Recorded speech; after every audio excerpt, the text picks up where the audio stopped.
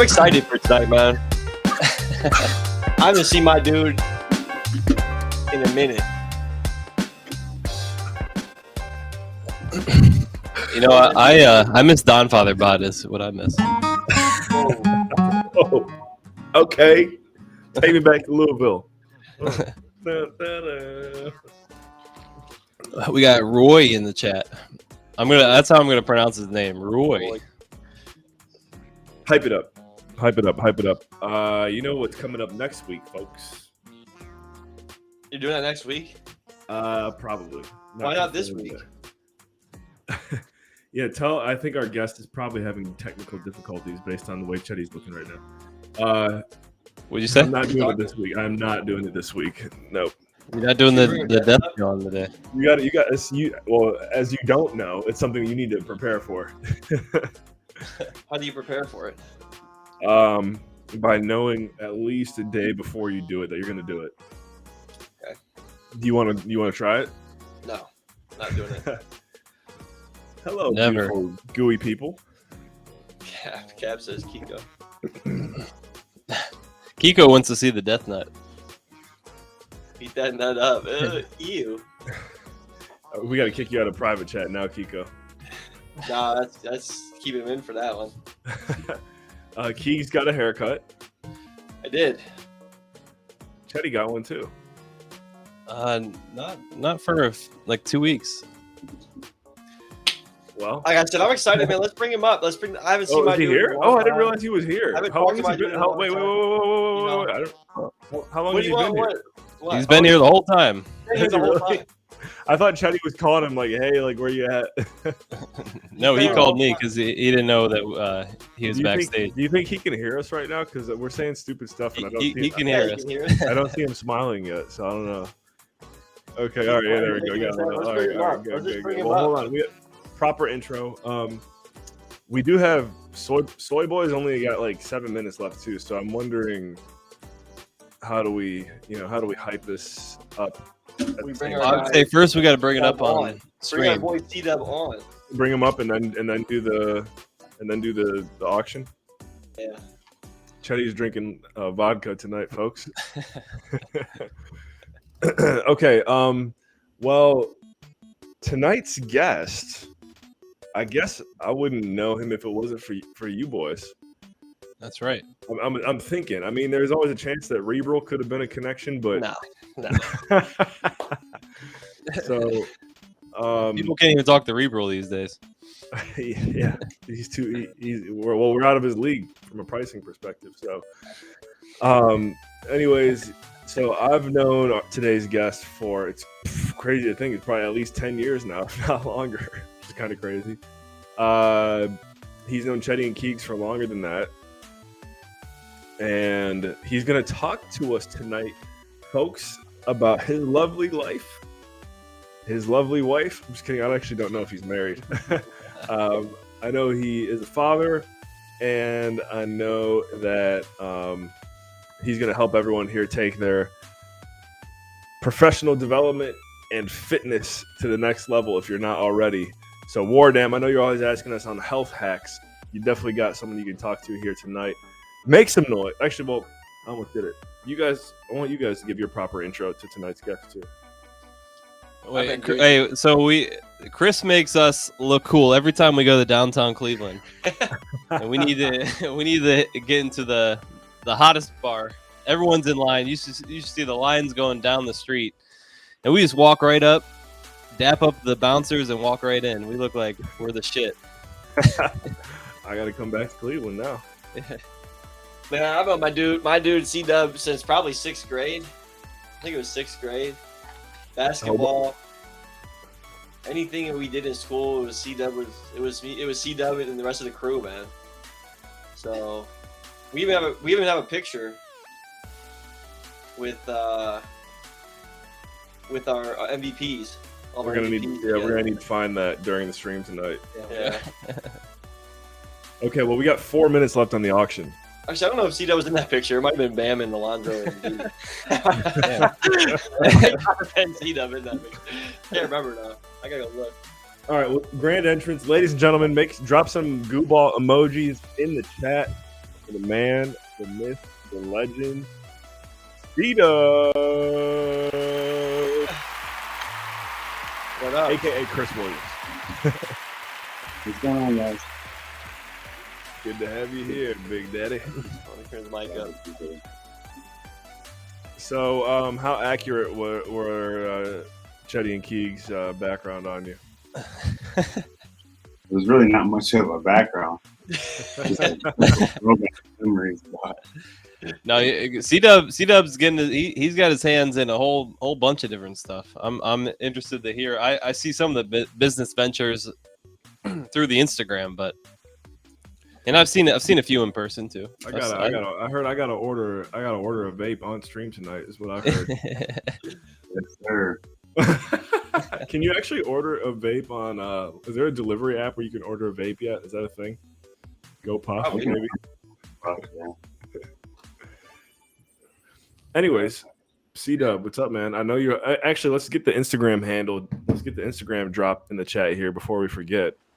It's Chris up 10x. Chris up 10x. There we go. 10x. Well, Grant Cardone. Love right there. Guys, go check out C-Dub's Instagram. Didn't you meet Grant Cardone, Adam? I have. Well, I had him on my podcast, and then I had Elena on my podcast. I met her face to face, and I now work with somebody who used to be his CFO. So we got some 10x connections for sure. Have you been down there before to his setup, Chris, in Miami? Not very much. Okay. If you ever want to go, I don't know if I still have the connections like I used to, but if you ever want to go get a tour of Cardone Capital, let me know. See if we can get you in there. Sounds good. Is that where the 10x comes from? I just love like the whole mindset behind it. 10x everything, 10x for life. We got to get this on. So actually, we didn't really talk about it, C-Dub. I was just like, hey, do you want to come on stream? And I don't even know if I told you if it was with Chetty and Keegs. I was like, do you want to come talk? And you're like, yeah. I'm like, all right, cool. So do you know that these boys been getting into NFTs the last couple of years?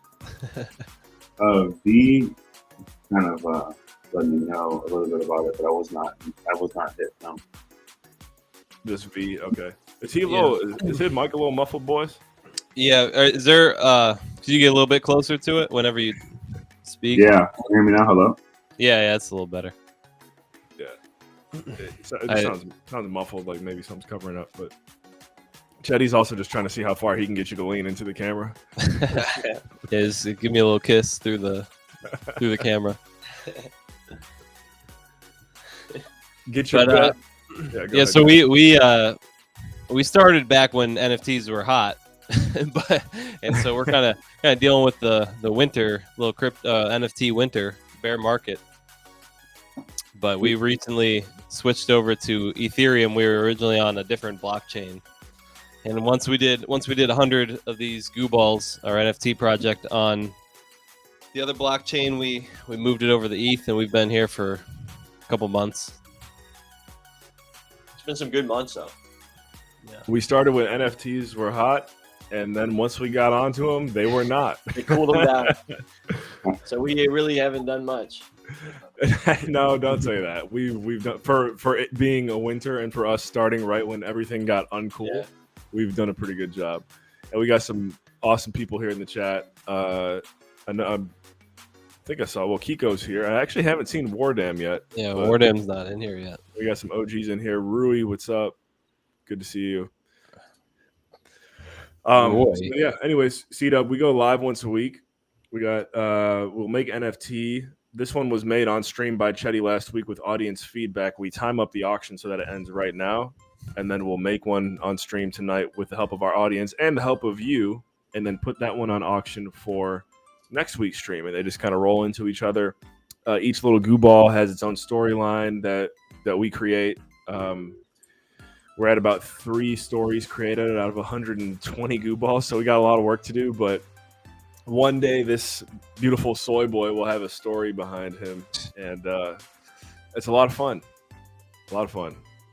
and I don't know if you know anything about Bored Ape Yacht Club. Chetty and Keegs hate it, but it is kind of somewhat the gold standard of NFTs, and I'd say we're like that, but better because we make them all live on stream and everyone gets involved.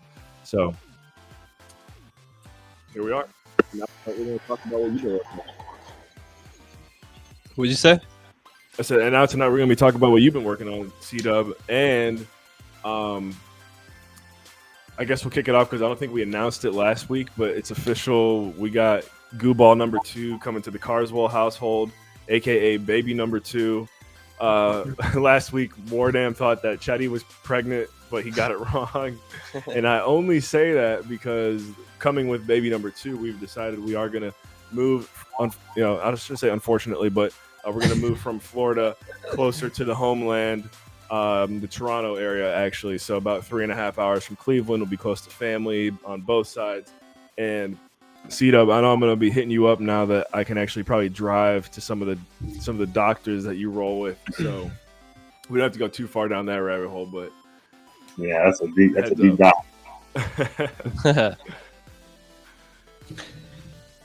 But anyways, man, we gotta. You're our guest, right? Like, the audience, they want to know who's C-Dub. So where did life begin for you, man? So originally out of this small town, Painesville, Ohio, where these 3 gentlemen are also originate from. Went to Harvey High School, graduated from Lake Erie College with my undergrad in 2018. Always wanted to be an entrepreneur, kind of like dibbled and dabbled, talked to Adam a lot early on in my journey. And I'm still on the journey. So started off with it never ends. Started off creating a security company where I provide nighttime security to like some of Cleveland's top venues. We currently have 8 locations. Most of them are in downtown in the flats. So names like hold on.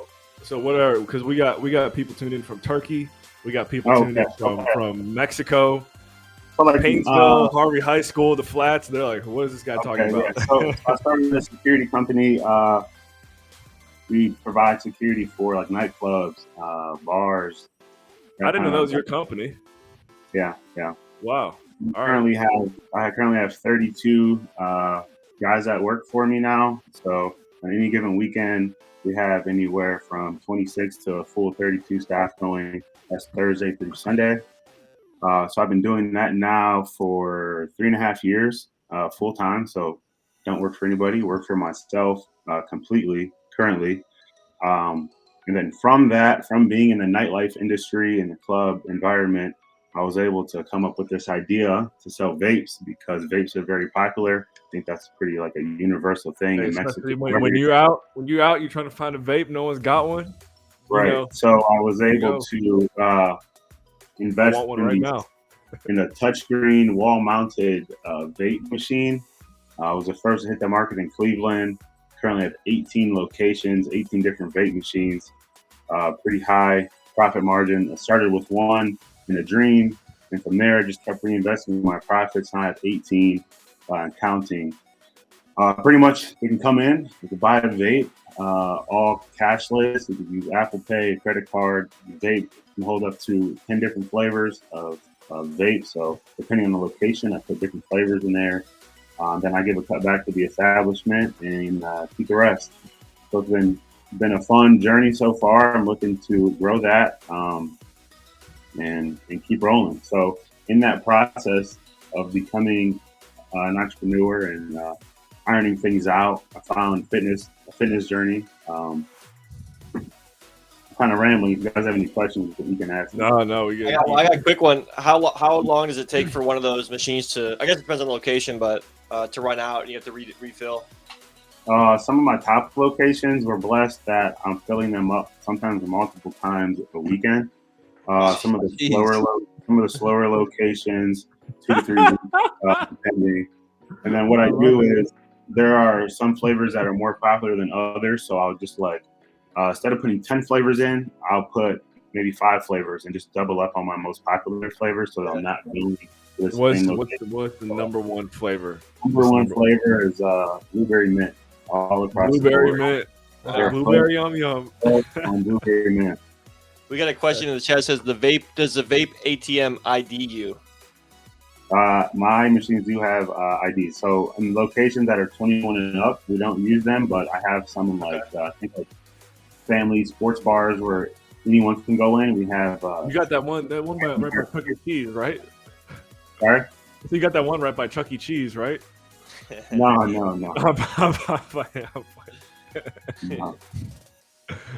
Okay, that's good. Trying. Dude, I did not know that. Chetty and Keegs told me something vaguely about that, but I didn't know you scaled it from 1 to 18. And I feel like the next move is you got to find you got to partner up with Ultra Music Festival and get some machines planted at like Ultra. Yeah, they look slick. Yeah, they do. Yeah, it's essentially like a large Android, about a 3 foot by 2 foot touchscreen AI interface. I'll get one at my house. Yeah. So, kind of working on. Honestly, right now we're working on scaling. As far as been working with a lawyer, trying to dial up like a partnership agreement to get in other locations. So currently, I'm running the whole operation, all 18 machines. Looking for like a business model to get, let's say you're in Toronto or you're in Miami. It's scalable and it's new to market. It's not something that you see. When people come from out of town to Cleveland, they see it for the first time. Everyone's taking pictures of it. Right. They're like, what is this? I never thought of this. So I'm trying to like expand and get into other markets before it becomes a popular thing. At some point, it'll be a standard. Yeah, you gotta get going now. Yeah. It's like the modern day cigarette machine. Yeah. You need now you need one for condoms. Actually, our generation doesn't use those. Touch screen. What's the favorite flavor? In there, but the profit margin is just not high enough on. Yeah. They put honey packs in there for a certain period of time. Yeah. Let us know your favorite flavor on that one, Chuddy. So okay, that's cool. So it sounds like you might even. Do you need to start getting into the capital raising space? Do you got to raise money to expand? Currently, it's not a money thing. It's more of a trying to find the right business model. So I've come across, I've brainstormed different models, trying to figure out like what the right one is and like the correct way to scale it. Like you're saying it's. Or you can scale it, but it's too manual right now. It's taking too much time. So you're trying to find the easy way to get it. Not that it's manual, just trying to find out the right way to do it. So I have a contact at Bird. Bird is international, like the scooters. I don't know if you guys. Yeah. I think they're in other countries for sure as well. I have a contact at Bird, the headquarters of Bird, that actually helped like launch Bird, and he was giving me some ideas on like how they scaled it. The number one way to scale this would be for me to have basically think of like a franchise like McDonald's. You can buy the McDonald's, but then if you need like steak mix or you need a certain machine, you have to buy it from them. So the best way would be for them to have to purchase everything through me, like the vapes, the machines, the parts. That's just a whole other business model. It's like a business within a business. And being a one-man band right now, currently, just not like we're not there quite yet. I'm trying to think of like an easier way to streamline it. So that may mean me taking a trip to China. I have a really good connection with the manufacturer I've been working with and try to figure out a way to scale it that way, because I actually had invested. My first round of machines didn't have the technology to scan. So then I had to like make another investment and work with them. It took about 4 months for us to come up with a system that implemented like with the machine. So good relationship with them. Hoping we can figure out, a way to scale it here for the end of the year. What's I'm wondering what once you max out on this play, the next move is probably like diversifying what people can get. So maybe it's not that far out, but it would be like Zyn. Like if you get Zyn pouches next. No, yeah, honestly, yeah, I thought about putting those in there. I actually had there's a guy named Taser Vapes or Taser Tarps on TikTok. He's pretty big. I don't know if you guys have heard of him. He like came up with all these terms like Zimbabwe, oh yeah. So someone sent him a video of one of my machines, and it went viral on Instagram and on TikTok. He was like saying some funny things with it, but I was just going through the comments and people were just shooting like some fire ideas in there. So I was just eating that up. Boys, I'm thinking. General Moses. My first gigs ever might have to be in Cleveland, thanks to C-Dub's connections. Yeah. Wait, so C-Dub, where did you hear about the machine? Because, or did you, like, were you on the ground floor of this vape machine, or did you find a manufacturer when you thought of the idea? Or So I just noticed, like, working in the nightlife industry, I noticed people were door dashing and Poshmark, whatever the different apps are called. They were getting them delivered, paying $6 to $8 more than it costs just to get, someone to drive it down to them so they could be, run out the club, grab it, and come back in. And I'm like, wow, I might as well sell these things. So I approached the owner, which I have a really good relationship with. I like to preface it with all of this comes from connections. Like my connections to the owner, the connections that I built, this was able to blow up for me, but it wasn't just because I had the idea. It was because I did the work beforehand and made connections that I needed to get me here. So I think that's a big takeaway for anyone listening. Is follow up who you know. I'm an advocate in that 100%. Anyway, so I approached the owner and I said, hey, can I put a vending machine in here? And I initially went up to him and I said, hey, we can put condoms in it. We can put tampons in it. We can put vapes in there. Like, let's just put a vending machine. He said, okay, go figure out a vape machine. Send me a picture. So I started shopping around locally, going to wholesalers of vending machines. And initially I was just sending him pictures of like the standard, like think like pop, candy bar, vending machine. So I was like, hey, we just get one of these and we could wrap it. And I sent it to the owner. He was like, you're not putting one of these ugly ass machines in my club. And I'm like, damn, I thought it looked good. It was like a newer machine. So I started researching. I was like, smart vending machines that look good. And then I started getting all these ads, and there were actually this lady out of Texas. She's like a esthetician, and she was putting these machines in hair salons and in malls, and she was selling like the eyelashes, like stick-on eyelashes and eyeliner, but it was a touchscreen machine. And I'm like, well, that looks good, and you can mount it, and it's small. Like, maybe we could put vapes in there. So you repurposed the, like, another vending machine. Okay. So then I found the manufacturer of the machine. Long story short, started sending them dimensions, and we got a mock-up, and they sent me the machine. The first one I got was like a nightmare because we just didn't have there's so many things I didn't think about, like so many different variables. Like, I don't even want to put it all out here because now I have competition, so they can figure that out for themselves. Yeah. But we ironed out a lot of things and got to a nice product that we have now, and I'm very confident with what I have going.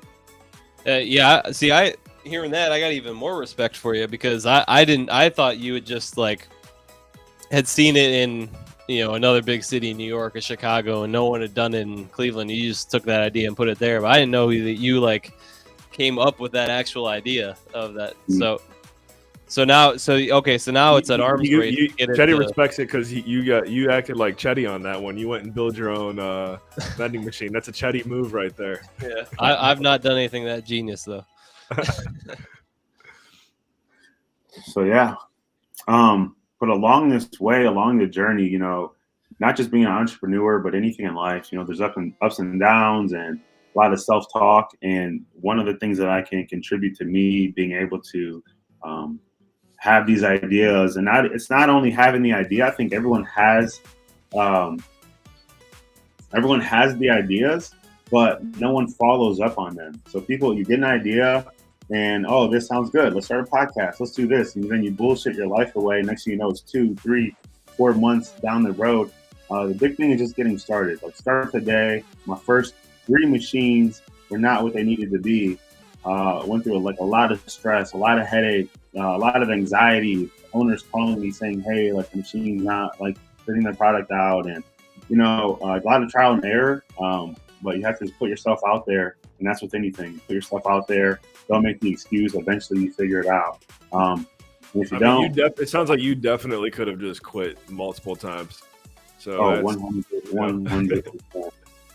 And the fact that you saw people just acting like crackheads going in and out of the club is that's it. Hey, that's how you find it. Find areas in life where people are acting like crackheads, and then give them a solution. Yeah. That's good. I mean, I wasn't expecting that. Chetty and Keegs, they mentioned that you had something going on with vapes, but they didn't say you went from 1 to 18 and what was it in a year? How quickly you been able to? I didn't know about it. We just hit a year. I'll hit a year. This weekend will be 1 year since I got my first one. So and I've been running 18 now for probably 3 months. So we scaled up pretty quickly. I mean, I was able to. You're kind of like the Sheets of the industry, Yeah. Had many good times there. But get ready, because Wawa, Get Go, they're all coming for you. So you just gotta make sure. One step ahead. But I think you look at like all these companies coming out with sparkling seltzer or whatever now too. I mean, at the end of the day, White Claw is still the OG. I'm sure White Claw probably still outsells all of them for most. High Noon's way better than White Claw. It's good. It's good. But I think White Claw still has the. Do you think that White Claw is not number one? I don't know. I don't even drink it. I think from a sales perspective, High Noon has surpassed White Claw. Has it really? Wow. They're definitely taking them over on the shelf plates. Like being in the industry and seeing like what we're actually purchasing and bringing in. High Noon beat White Claw. Wow. That's funny because I know it's like liquid gold in Canada still.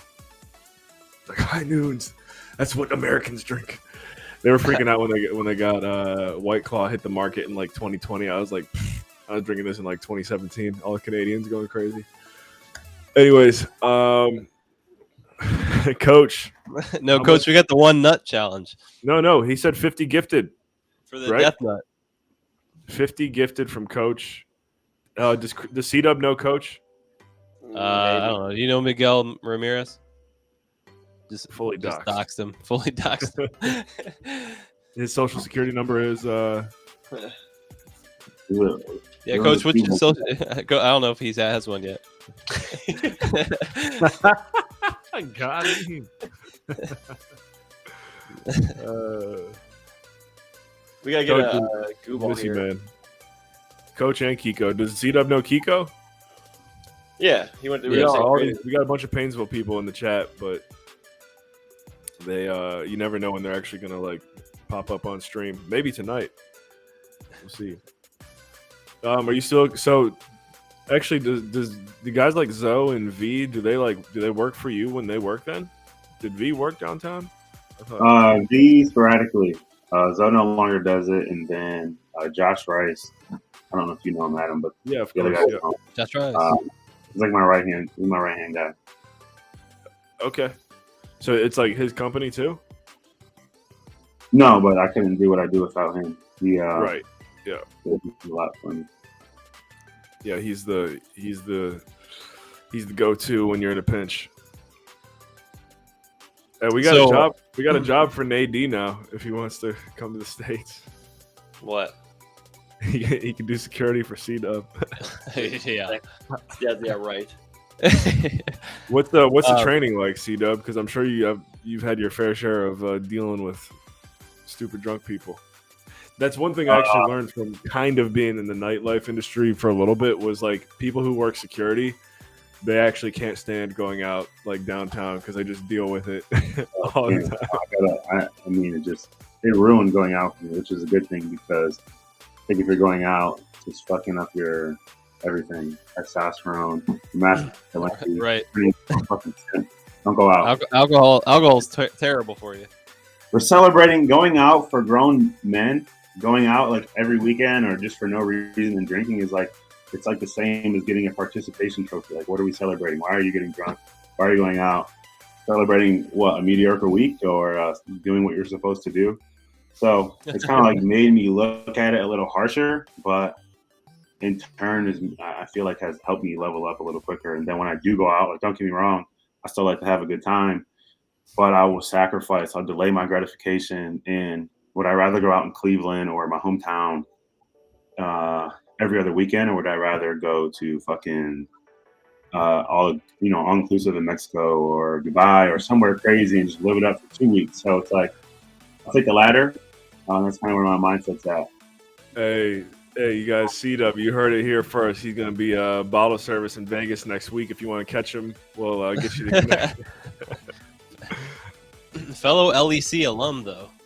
Me and him got that in That's common. right. Did you go? So you said, I noticed how you said undergrad. So I'm trying to remember. Did you go get your master's? I remember you were like thinking about going. No, it's on the table still.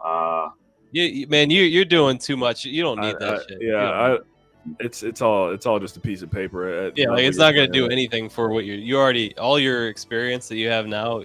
You're doing way more than anyone with an MBA is gonna learn from school. Most entrepreneurs do not have PhDs and master's degrees, to be honest. So their PhD and their master's degree is in entrepreneurship and building and scaling businesses. So yeah, look at Coach didn't even finish high school. And he's got his own company. I mean, that is typically how it goes. Yeah. I mean, C-Dub, you know Hunter, who I work with. His biggest joke is like, he got a C in English his whole life, but he has an Amazon bestseller. It's like that's how it works. So, well, fitness. When did the fitness thing kick in? Wait! Before we gotta get some themes. We do have to make a goo ball, don't we? Yeah. Sorry, we're already 6 minutes late. Go ahead now, boys. Also, shout out to Living a Conundrum for winning Soy Boy. Yes. Congratulations, Living a Conundrum.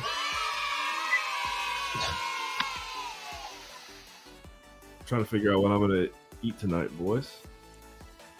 Any recommendations? Some of these. Are you looking looking crew, what should I eat tonight? Dinner? You looking for dinner or a snack? Dinner. I haven't eaten in about 7 hours. So.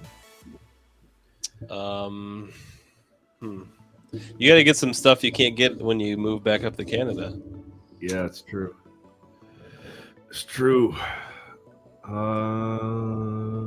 What do we got for some things? We got a wow bow here. A Vavoom salesman. Vape salesman. Vape salesman. Vape god. Was make Chris Williams as a goo ball. What else do we have? Chef. Yeah, Kiko said the DoorDash a vape. DoorDash a vape for dinner. For din. Well, blueberry. I don't think blueberry vape. Din. You could. You said yeah. So it's you said people were DoorDash them. Yeah, or it's not DoorDash, but it's some other company. It's got some dumb name. GoPuff. I'm pretty sure it's GoPuff, and then there's at least one of DoorDash or Uber Eats. One of them has like a convenient platform on there now. Really? I'm gonna look and see. I mean, I guess if you go groceries anywhere that has a vape, you could probably buy a vape there. So, and then you get it delivered to you. 7-Eleven. Yeah, what's the one that everyone gets groceries from? It's on top of my head. Yeah, we got to think of some more ways to Instacart. We got to exploit people who go out every weekend. They got to do more dumb stuff than that. We'll put a goo ball NFT machine in the club. It's vapes and food, right? So we just gotta get one of those ice cream carts and buy a pack from Sam's and just ride around and ding our little bell in the streets of Cleveland. very direct sales. I think I'm gonna get some Indian food. Somebody said Korean barbecue on here. About to get a glizzy stand. Yeah, we could. That's right, we could get a glizzy stand. Glizzy stand right down in the flats. We'll probably get shut down real quick. That's why you gotta have the little bike.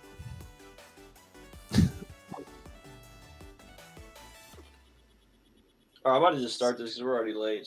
So Chris, when we go down I haven't been there in a while, but when we go to downtown Cleveland on the weekend, where will we see you?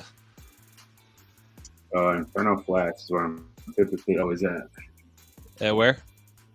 Inferno. Yeah. Okay. Yeah, that's where I usually see you. So I didn't know if that's where you run the security, or You said you were good friends with the largest account, so I end up there. Like I check on everything else during the earlier hours, and then I end up there at the end of the night. Okay. We got a chef, Chet. Chef. Okay, we've been pushing for that for a while. Kiko and I about to run a glizzy stand. It's gonna get cold some nights though.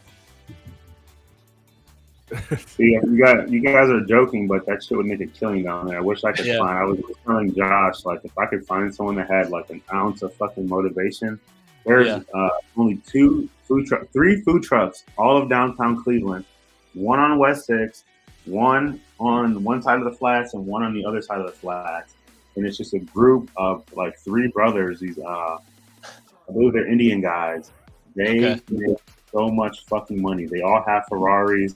I've been to the one guy's house. I'm talking about the garage, and they just run these fucking food trucks. They charge like $17 for a 6-inch sub and some cold fries. Hey, and let's go. I'm like, nobody will eat. Like no one. I get this chat or even one of you guys that would actually. I just need someone to man it. Like I can't get down there until like 3 a.m. You're out there grilling up shrimp. You're right. No, we got you where we need you. You got to be at the level where you can see the crackhead tendencies, and then you send people like us to go execute on it. You know, so that is the food is next. It's a jackpot. And I just would do food, vapes. What else are people going crazy for in the moment? Hold on, I know if Miguel's in this chat or Oscar is listening, I need authentic Mexican. Yeah, we do need to get it. I would just do tacos. I'd do a taco stand in Cleveland. I got you got Keegs. Keegs is Mexican. I got the contacts to get the permit. That thing will print money. So, but they would have to be. They got to deal with the health department and everything too, right? I mean, yeah, but it's part of the business. You don't handle that. You charge probably fucking $7 a taco. Yeah. We're going for sure. Quesadillas. So, okay, all right, that's something to think about. How do you think it would do in the winter? It would slow down in the winter like everything else, but in the summer you make so much money, it wouldn't even be funny. Yeah. Yeah. Yeah. We'll figure it out. All right, I gotta get started on this chef thing. Food truck guy. Yeah, that could be a food truck guy. All right, Goo Crew, I'm gonna do a poll in the chat. Let's see here.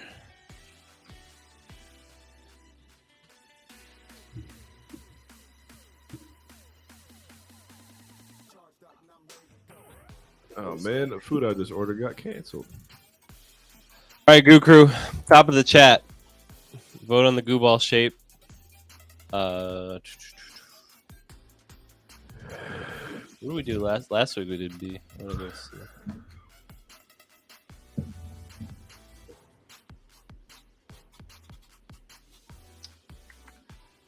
Coach, we gotta get your dad there. Give your dad a break on Saturday. No, your dad would. He wouldn't want to be working Friday, Saturday night.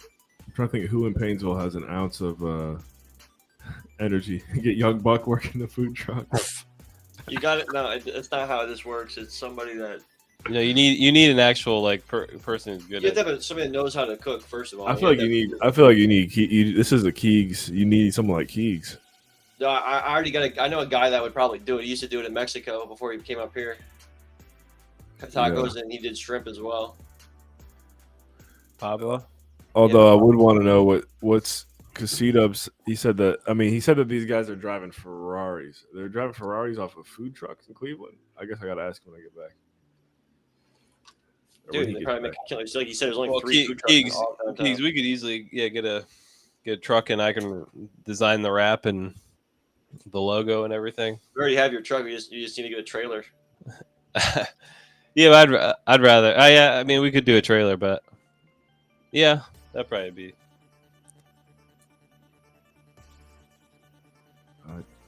Man, I'm just trying to figure out what to get. All right, come on. Just pick something. With the visa. Coach, what are you going to do with him?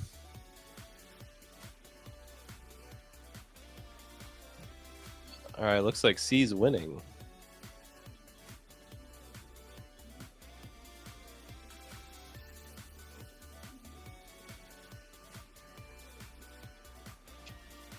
Unlimited. He says. Unlimited. Dude, I mean, Pablo wouldn't even have to work during the week if he did it. No, well, he would, but yeah, he would, but he wouldn't have to. All right, we're going with C. Okay, now colors in the chat. Give me a number. How about you guys? What color are we feeling for this goo ball? This is a chef. Yeah. 10. 10.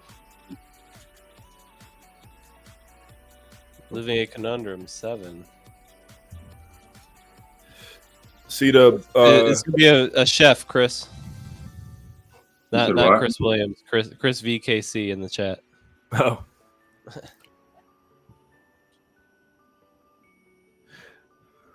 Coach Disrespect with the 8. Adam, you got a color? I'm gonna go He's with. I'm gonna go with number 5. Okay. C-Dub, you got a color? 11. 11. Wow, we're all over the map here. Chris in the chat with a 10. We got another 10. So, What color was smooth, or what was his name? Smooth? Who are you talking about? Yeah, you weren't there that day. How do I get to the Pally's guy. old fashioned was yeah, he was gonna be smooth. Old fashioned was 10. Let me see.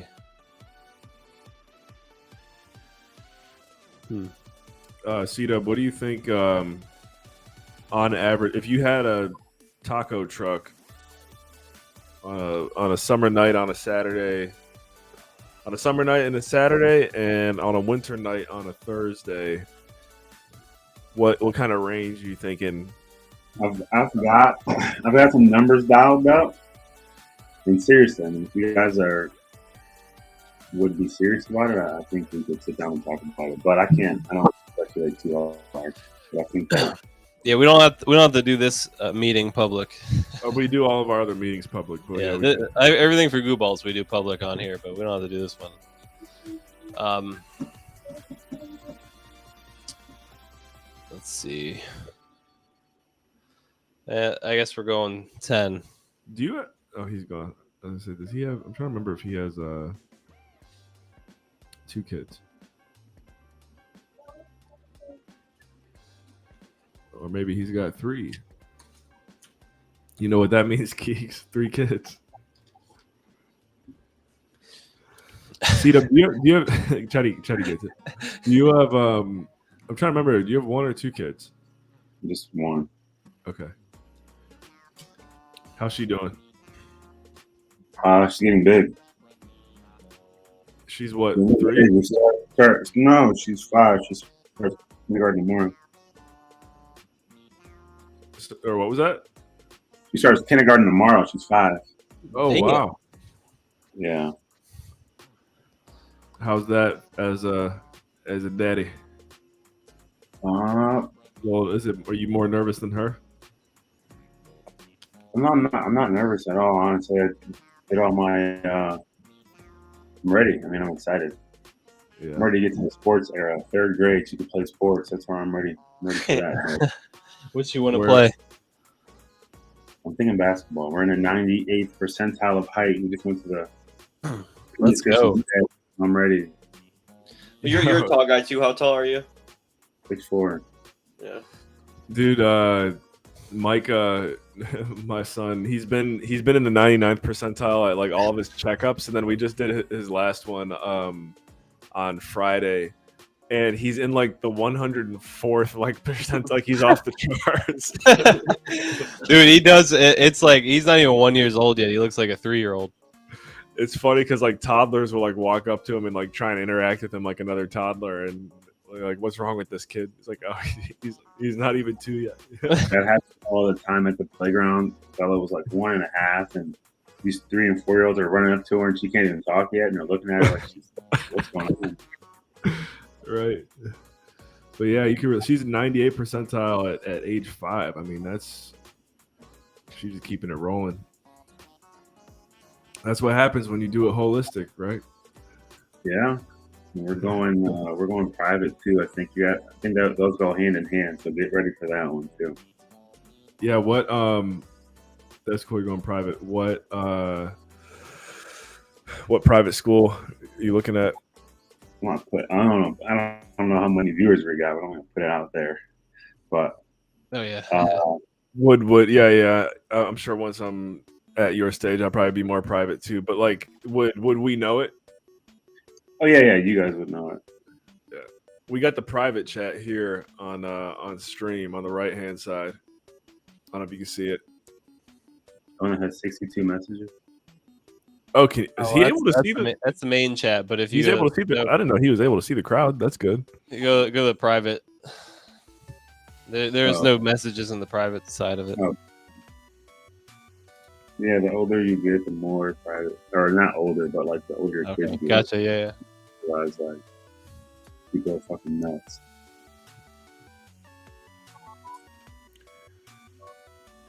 Oh, okay. Had a lot of homies I went to high school with that went there. And yeah, I mean, as far as getting her something premium in the area, that's probably one of the best. Yeah, I'm for a few reasons, and then obviously like a few reasons I had to go that route. So. Where are you living now? You put it in our chat as well. Give us your address. Yeah. Phone number. Well, is it close to us?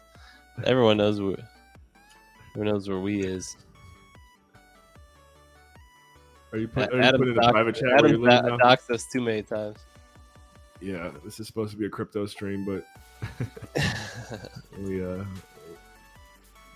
said clock it. Are you putting in the chat? You putting in the chat where you at? I thought you said something. No. Wait, where? Is it in Lake County? Or are you Lake Erie College? Are you over towards where you're doing the deals, the vending machine deals? It might make sense to be closer to Cleveland, wouldn't it? I thought that I wanted to come back. Where I'm at now. I've been on that side of town. I've been in Cuyahoga County now for 5 years. And then I was looking to buy out back in Lake County. And now that I'm back out here, I'm probably like one and done. Like I'm getting the fuck out of it. So. Yeah. You got a good mortgage rate? Is that? Yeah. Yeah, this is just not for me. Being in Lake County is not for me. I mean, obviously you guys maybe have a different perspective, but me, like, getting away, like, went away for 2 years, go to college, go to undergrad for 2 years somewhere else, and then come back, finish at Lake Erie, and then move away, not too far away, but like 50 minutes to an hour away. And then to come back and like see everyone that I went to high school with, it kind of makes me feel like I made no progress. Like I feel like I'm fucking trapped. Like I need to distance myself again for my own sanity. If that makes any sense. I don't know why that is particularly, but just how I feel. Yeah, well, yeah. I don't think Keegs and I don't really hang out with too many people from when we, like that we graduated with, because. The crabs in the bucket. Right. I mean, it's not even like the hanging out parts. Like, I go get gas, or I go anywhere and I see someone that I know that I haven't seen in 10 years and I don't want to see in a month. Yeah, I forgot I have. Like, I wasn't even thinking about this. Gotcha.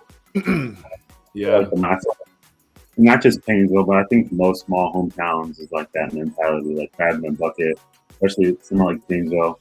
Lower education level, it's just hard to like even form good relationships. I don't know. we could go on and on about that. There's positives and negatives to both. Right. That's a good point.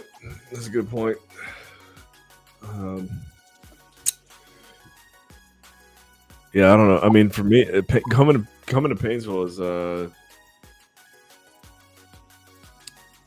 it's I don't know. I can't even. I feel like I can't relate.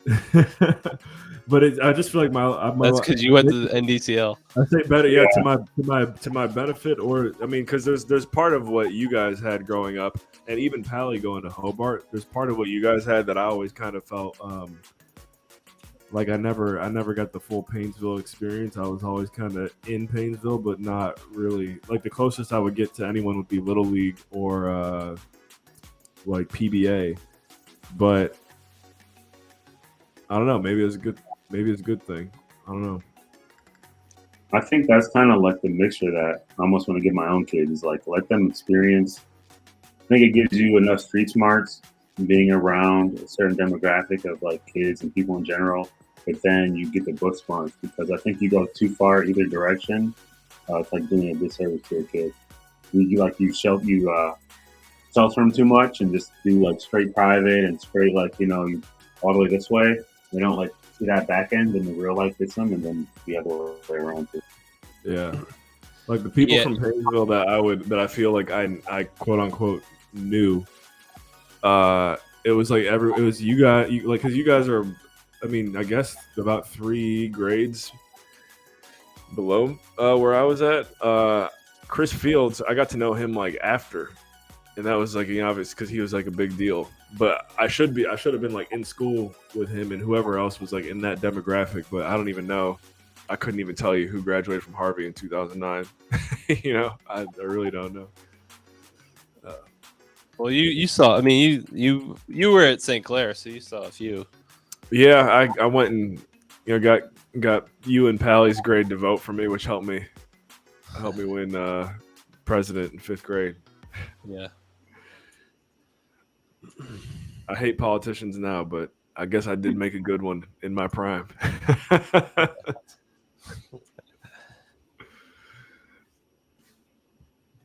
St. Clair's gone, right? Didn't they just tear that down? It's been gone. Yeah. All right, so we got this. Looks like Potato Bug Johnson, the chef, right now. Let me bring Potato Bug Johnson on screen. I haven't had him up here in a while. There we go. So you got to get C-Dub. Do you have a logo for your company? For the security company, yeah. For the vending machine company, I need to get. I have some sketched out, but nothing special.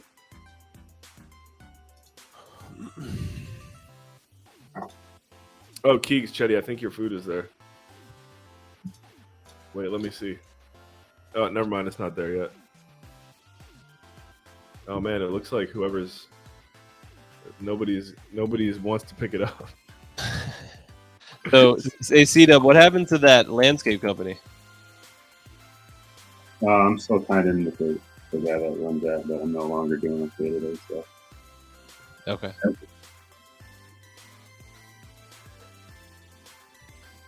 What else do you think would slap down in the flats? Food trucks, vapes, Zimbabwe potentially.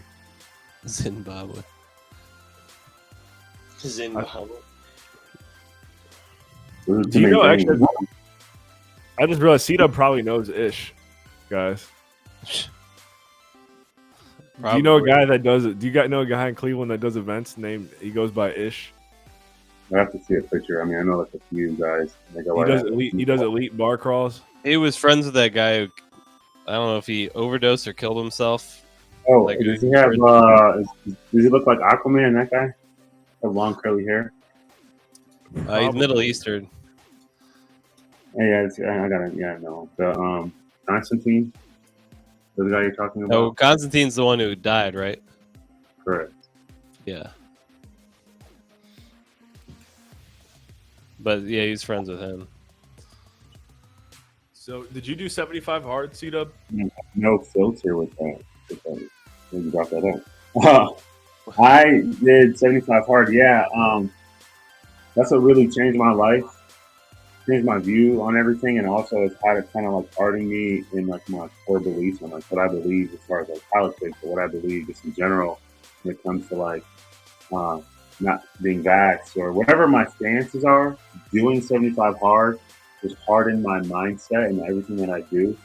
And depending on like if you don't know me or if you're just meeting me for the first time or even people that I haven't been connected with in years, when they see me again, depending on how you are, like where you're at in life, you could either like come away from a conversation with me and be like, wow, I'm super motivated, or you could come off and be like, that guy is a fucking dickhead. Either way, I'm okay with it because if you do the program, you have to actually do the program to understand the program. So far, I've had many people, like over 20 people, reach out to me, slide in my DM. Way more than 20 that have reached out to me, but at least 20 that have started the program. Nobody's finished it to the full extent. So to understand the program, you have to do it. It'll literally change your life. That's all I can say. Like, you do the program, it's 75 days, no alcohol, drink a gallon of water a day, 2 45-minute workouts, one inside, one has to be outside. Both can be outside if you want, but one has to be outside. Read 10 pages of a book. Can't be no fucking like vampire diary book. It has to be a self-help book, nonfiction, get better kind of book. No 50 Shades of Grey. Right. And then the last thing is to take a progress picture every single day. If you forget to do one of those things before you go to bed, doesn't matter what day you're on, you have to start all the way back over at day one. So I had to start over 3 times. I made it to day 48, made it to day 68. No, I made it. The furthest I made it and failed, I was like on day 62 and failed and started all over again. So you basically did it for like a year. Yeah. I lost 60 plus pounds, gained a killer mindset. And it's really setting me up for life. Like once you do it, you can always go back to it. So it's actually a full year-long program. I've not done the year-long program, so it's called the Live Hard program. So you start with 75 hard, and then there's 2 or 3 other smaller like things throughout the year that you can do. Like one's a 30-day, and then it kind of just like stack onto it. Like the next phase, the second phase is 30 days, all the same rules of 75 hard, but including that you have to take a cold shower, 5-minute cold shower every day. And then there's another phase where you have to speak to somebody. You have to have a conversation. Like you have to start up a conversation with a random person every single day. So do all the shit I just said, plus like have a random conversation, whether it's in the grocery market, the restaurant, whatever. It's basically just working on like your self-improvement and your confidence, turn you into a beast. But the guy that does the program is Andy Frisella. Yep. It's a free program. You don't have to pay for it. You can buy the app, which I recommend doing. The app is $5, and it kind of just helps you. It's like a little checklist, and they'll send you reminders like, hey, don't forget to read, or hey, don't forget to drink your gallon of water. So. Yeah, my wife and I, we did. I like to joke with people. We did 75 semi-hard, and I mean, let me ask you this: did you do it when you had an infant? Because I mean, man, it's that was the biggest challenge. It doesn't matter when you try to do it, how you try to time it up, how you try to slice or dice it. It's always going to be inconvenient as fuck. That's why it's called 75 hard and not 75 soft or 75 bitch. It's called 75 hard. So I was shit with a toddler. She wasn't an infant, but there was times where I would have to like I think one time I like set up a camera to make she was sleeping, and I had to go outside in the garage or outside of the garage. I had like the camera set up in the garage, and I'm just like doing my up downs and outside workout in December. It's snowing, it's cold. I always got it done. I took her on probably 80% of my outside workouts. Like every day, I didn't kill it, so I kill it in the gym all the time. But every workout is scalable. That's the good thing about a program. If you're in shape, 180-pound athlete, you can like scale it to your needs. Or if you're 500 pounds and overweight, you could just do 2 walks a day. There's no excuse. There's no like set workout, but I mean, you should be pushing yourself every time. But when I did my outside workouts, I would put my daughter on my shoulders and like have my dog strapped to my belt, and I would do my walks, walk 3 miles, 45 minutes, like do a whole loop around my block, come back. Always got it done. Sometimes we're wrapping up at like 12 in the morning. I'm chugging a gallon of water because I didn't drink all day. But yeah, infant. You got I'll her. tell you, She stayed on your shoulders for 45 minutes. oh no, they would cramp up. We'd have to take some breaks. Well, I'm saying she didn't get bored after a while, and then you had to like hold her like. No, I mean, there's a couple times I have videos. One day I'll make like a nice reel, but I had videos where like a couple times she fell asleep on my bed, and I'm just holding her. And this was like 30-degree weather. Like I have her bundled up in a coat and a scarf, so that when I have a platform, God willing, one day I have like a platform, and then someone hops on my platform and they say some shit like, "Oh, what if I'm like, dude, I had my fucking 4-year-old daughter in 30-degree weather like wrapped up, and I did it, so I don't want to hear shit." And then, you know, you could go on Andy's podcast, and there's pregnant women that did it. With like, there was one woman that did it. She was 20. She was only 24. She had a newborn, and she was pregnant, and she did it. She pushed her like newborn in the stroller. So, no matter what's going on in your life, there's a way to do it if you want it bad enough. And if you make it happen, it will. The one guarantee I can make is that if you do it, and you actually do it, you don't cut corners, you don't try to make up your own like version of it. To do the real deal thing, it'll change your life. No matter where you're at in life, it'll change your life forever. And I tell that to everybody. Like I'm not even trying to sell you something, but I'm so passionate about it because it actually changed my life. And I tell so many people, and I feel like people just listen to it, and they're like, "Oh yeah, let me do it one day." No, like you should hear it, and you should be like, "Wow," and then you should go look it up. And there's just thousands of people. You can go on Instagram, TikTok, Twitter, type in #75hard, and there's thousands, hundreds of thousands of people that are saying the same thing I'm saying. And you don't have to buy anything. You just have to follow the program.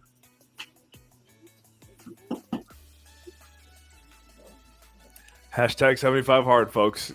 #75hard. How's that make you feel, General Adam? I mean, I'll be honest. I don't know if I'll ever do it. We'll see. I mean, I have respect for C-Dub because I know that's not easy to do. But yeah, well, we'll see.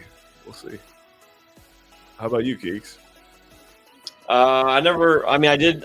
When C-Dub was doing it, I saw him doing it, but I don't know. I thought it was more for people that were not overweight, but people that needed to have 2 workouts a day, because I was like, why do I need 2 workouts? I lose weight all the time because I work out. Like everything I do, I just lose weight because it's my metabolism. So I was like, I don't know, why would I want to do 2? But I see what you're saying now. I see what you're saying. Instead of doing like trying to like run, I can do just 2 weightlifting things, or go outside and just get endurance up. Do my right, and that's a common misconception is people think that it's a weight loss program. Yeah. It's a mental toughness program. So it's not about do you need to do 2 workouts a day. It's made the way he designed it, and if you listen to his podcast, the way he designed it is to inconvenience you. Like it's supposed to be an inconvenience. Like maybe you hit one in the morning, you have a long day at work, you got to do your podcast at 9. You get off right now. We get off of here and it's 10:30, and you're like, "Fuck, I got to go outside and walk, and I got to be up at 7." It's a major inconvenience to your life. Right. But if you find like you can push through and you do it, and you keep doing that over and over and over again, then that just sticks with you through everything. So now when I come to a hard patch in my business life, someone calls off or a machine goes down or whatever happens, it sucks, but I've done other things, so I just go into it like, let's just get it done. Yeah. So when you're not doing it, do you chill out a bit? Honestly, since doing it, I almost feel like you feel yourself, you catch yourself slacking more. But like so many of the habits stick to you that when you don't do them, you kind of like feel off. Yeah. So now that I'm not on it right now, but I have this thing I call 1K a day. I try to hit, no trying. You either do it or you don't.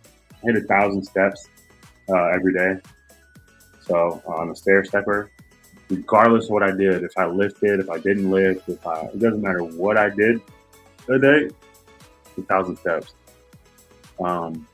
So I'm just like constantly trying to keep those on my rings. Like that's me holding myself accountable every day on my Apple Watch. Mm.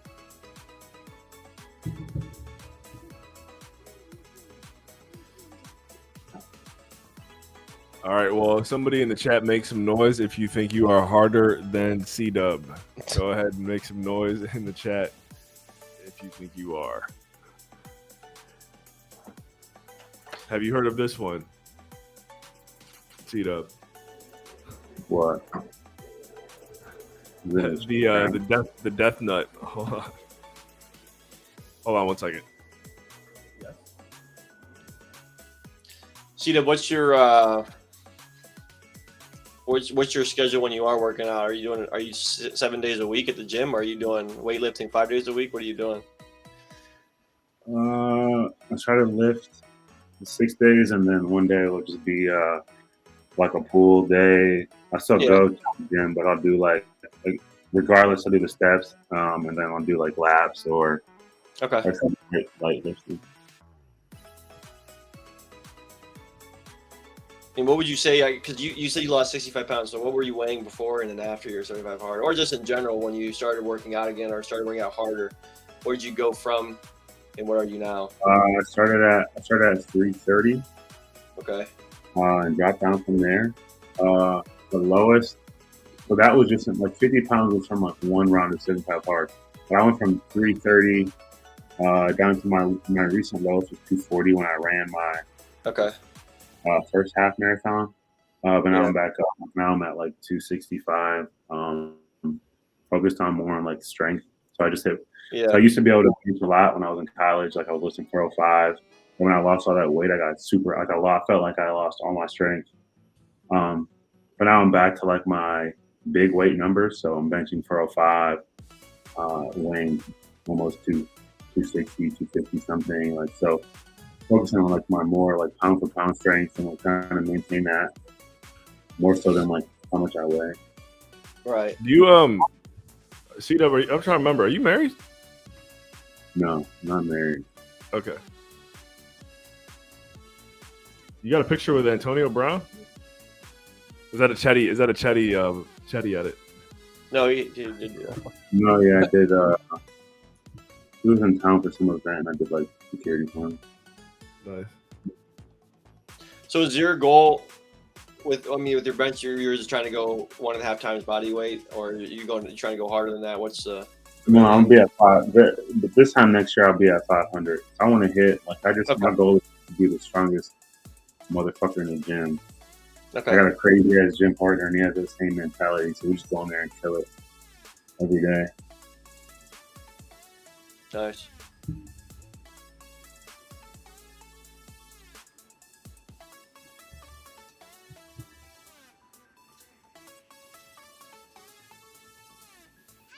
What'd you hit today?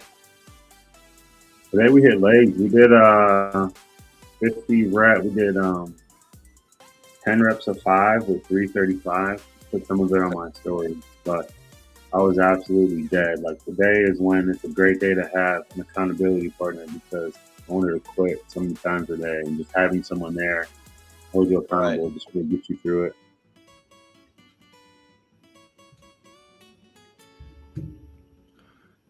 And tomorrow, are you doing? You what time you wake up normally? What's your wake up time? To be honest, having the flexibility that I do, and like my responsibilities as a dad, it's just day by day. Like I don't have like a set time. I'm like almost at 4 every fucking day. It just varies day by day.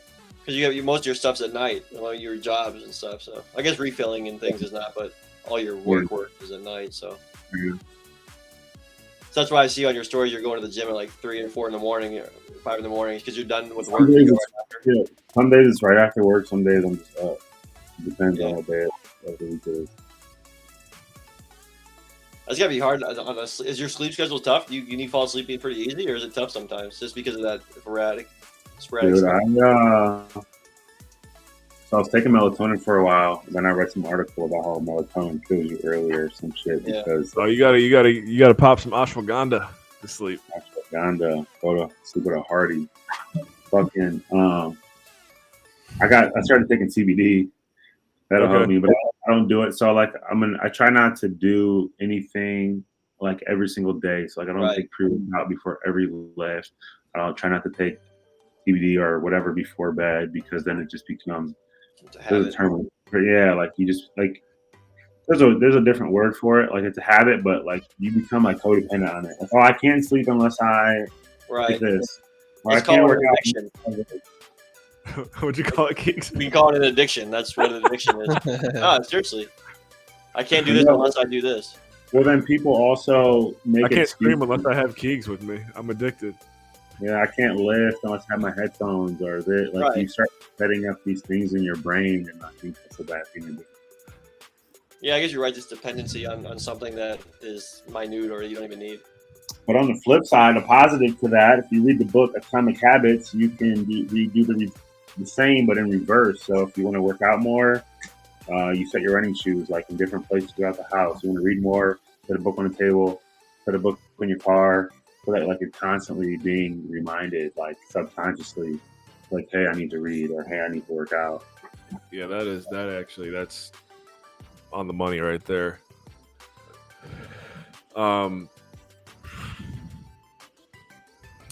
So do you how often are you with like watching your daughter? All throughout during the week, and then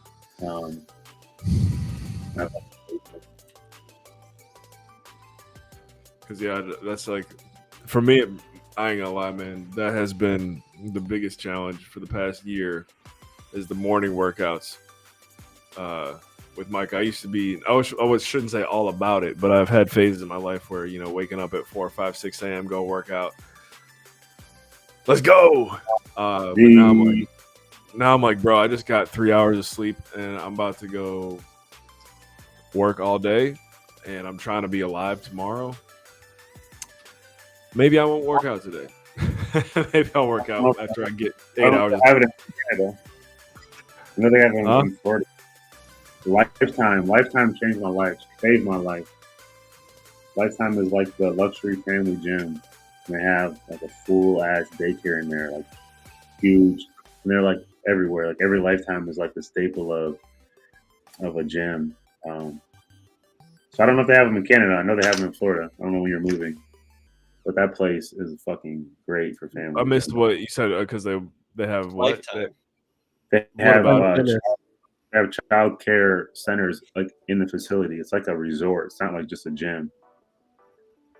They have like whole ass, like you go in there, you have your child has a membership, you have a membership, and then you can drop them off for 2.5 hours, and you go upstairs and lift or swim or whatever you do, and you pick your kid back up. Yeah. There you go, Adam. He's giving you all these things. I mean, I don't know. I know my wife would be like, F that, you can go to childcare. What's your next thing that you can't do? Adam, what's your next excuse? What's the next excuse? C-Double solve it for you. Come on. Hey, come on, throw it at me. Whoa, hold on. The childcare thing, I mean, that's not really even. I was talking about dealing with an infant and waking up at 3 a.m. randomly. Like, honestly, the past week, Micah he's just been waking up at like. Oh no, I mean, yeah. You probably say that. He woke up at midnight last night. I was up with him from midnight till about 1:30. The night before that, 2 nights before that, it was 2 a.m. till about 3:30. But he hasn't been like this, like really at all. It's just like recently, and it's just like the next day, whatever I had planned for the morning, it's called recovery, so that way I can have like a normal day. So sleep till 8 if I'm. Wait, why does he keep you up? Because my wife is pregnant with another baby, so I'm not gonna make her stay up all night and not rest and get the next baby ready to come out of the oven. I guess every day is kind of feels like 75 hard right now. You want to come down to Florida next time Mike is up at 2 a.m.? I can hand him off. I don't have a kid. I don't have to worry about that. That's not a priority in my life. Yeah. So I feel like I might be able to hit it hard, and feel like I can actually somewhat do it. I know it's gonna be hard days, but I got to get these babies to like age 2. And then well, you already heard him say it. A pregnant woman with a Tyler, you did the 75 hard. Only the other thing, I mean, and I always say, Adam, you're very resilient. Like you're different than most people. But I will say, just the tiny things that we say, it's like you got to be careful. It's like you say, like I'm gonna wait till they're 2, and then like at 2 is terrible 2s. Then like instead of crying in the middle of the night, they're like trying to come get in your bed. Like it's always something. Like you can never, like I said, there's never a perfect time. Even now, that's true. That's true. Are you in? You gotta. Yeah. I started changing. I mean, I tell people that every day when I'm talking about joining our mastermind. It's always like in 2 months I'll be ready to do this. So I hear you on that. Something that's helped me out and recently, or just really since for the last couple of years, people always say I don't have time to do this, I don't have time to do that. If you exchange saying I don't have time for saying it's not a priority, it just changes everything, because that's all they're saying. It's not a priority for them. Come on, this is Rich Dad Poor Dad fundamentals. My kids are the reason why I got to get up and lift at 6 a.m. I get to lift because of my kids. I have to. I think you gave me the right answer there. It's not a priority. Yeah, just instead of saying I don't have time, just say I don't. It's not my priority, and then it just changes everything for anybody that listens. Because you can say that to anybody. Just tell them it's not a priority, then they'll be like, oh, okay. Yeah. I think as men, no matter what it is, everyone doesn't have to want to be super strong or super fast or super whatever. But especially in this generation, like fitness has to be a priority. It sounds like it has to be incorporated. Goo balls is a priority. 75 streams in a row. We have done that, so that is kind of crazy. I wonder how many in a row we've actually done. It probably is close. I mean, we haven't stopped. Have we not? We never skipped a day since we started. We don't stop.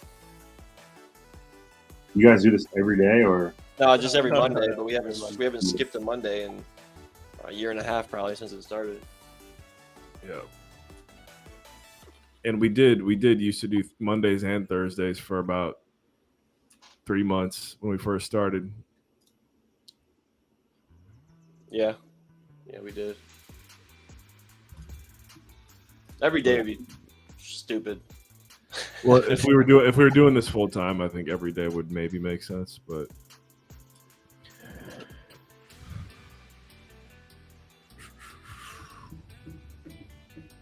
every Monday. What's the chat saying? Not much. Are you starting are you gonna start a podcast? C-Dub? I feel like you need to. I think we gotta, like, I don't know. You're right. You need some kind of platform. Podcast. Or using Instagram as your platform. My goal right now is to get more consistent on like the posting. I've been trying to do daily stories, but I know I need to do more reels and more actual posts on there and TikTok, YouTube Shorts. So I want to build up my organic followers to a certain point and get some sort of following before I try to get into the podcast world.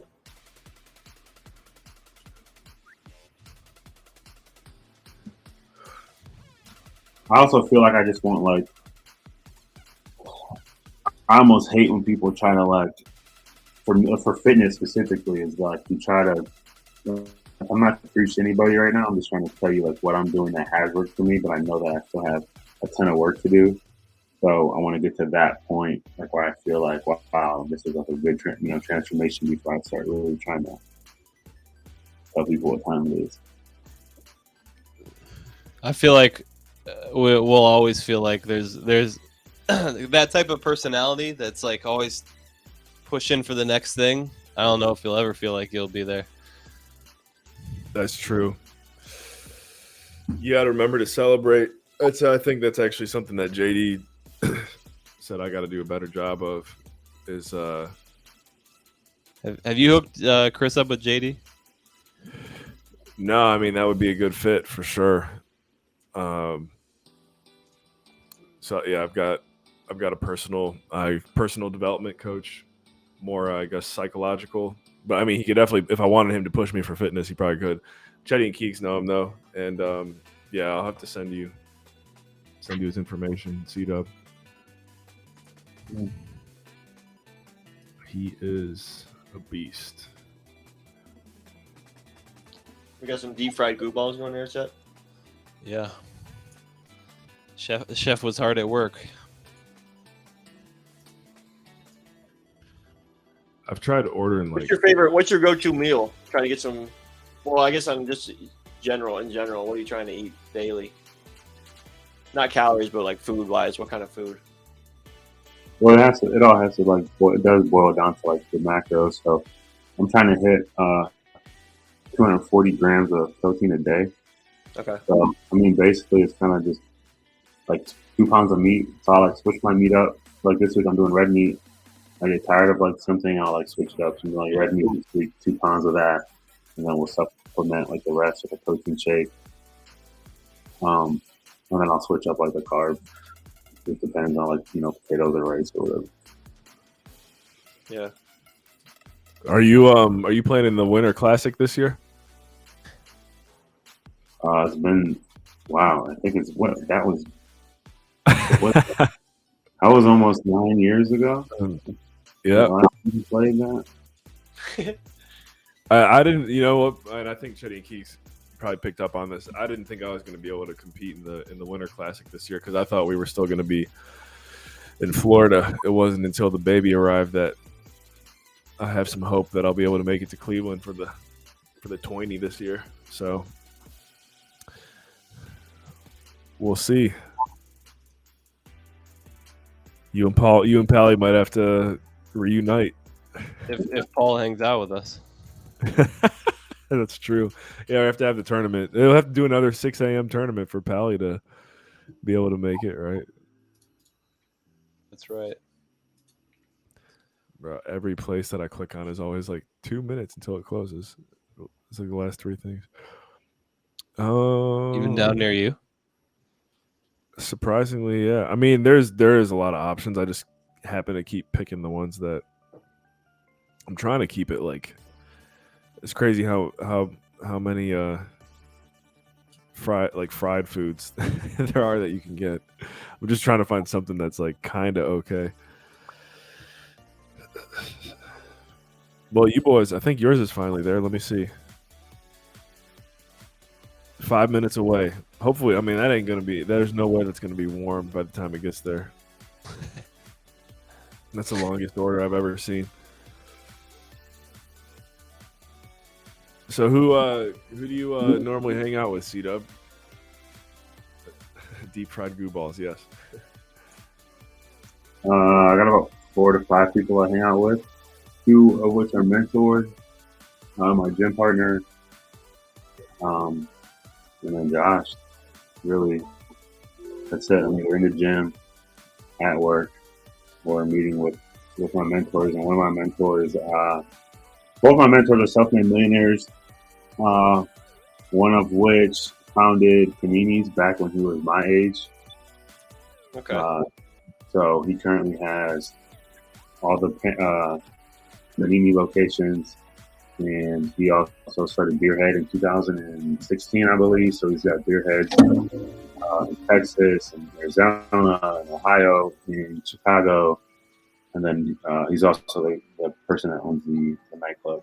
So it's been a really big impact on my life as well. And again, this mindset, like being able to develop this mindset, has allowed me to, connect with him, a guy like him. Did Josh Rice do 75 hard as well? He started it, but he didn't finish. Okay. But how much did he lose? He's completely changed his life around, huh? How much did he lose weight wise? He's down like over 120 pounds. Yeah, it's crazy. 100? 120. Yeah. Wow.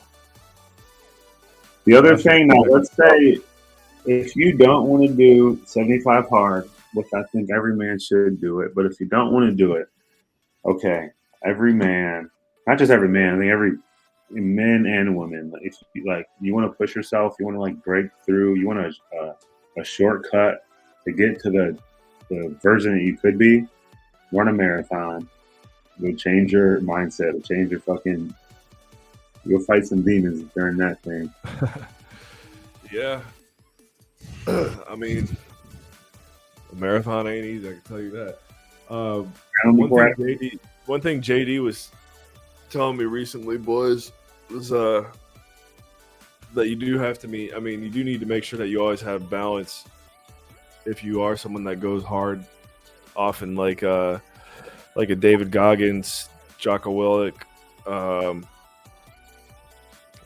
because apparently the stats show that those guys actually die younger because they're always just going and going and going and going and going and going and going. So that's my other thought process is you gotta make sure you inhale and exhale, which I think C-Dub, it sounds like you're doing that. Like you're not doing 75 hard all year round, but right. No. It's funny you say that. I talk about that possibility with my gym partner a lot. It's like, what if you die early? Like, okay, you live this, you let, like, statistically bigger guys, taller guys, we're down for the count early already. I think we got like 10 years less or something on paper. And then like if you lift, especially if you lift heavier weight, your heart's just working harder, whatever. I think to a guy like David Goggins, if you gave him like two alternatives where it's like you go hard as fuck, you keep like being a badass motherfucker, and you die 8 years or even 15 years earlier than you would have if you would have like cooled it down a little bit.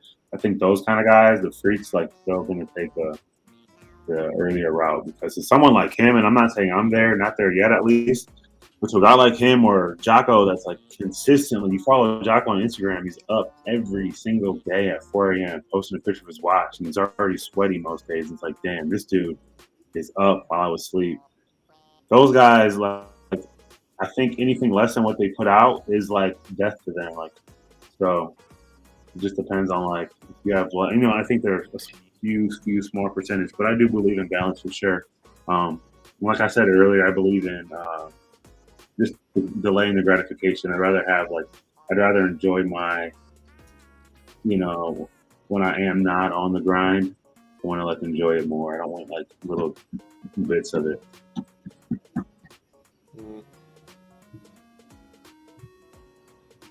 So what do you do for fun then? What are you doing if you're going to try to relax? He's training for strikers. What do I do for fun?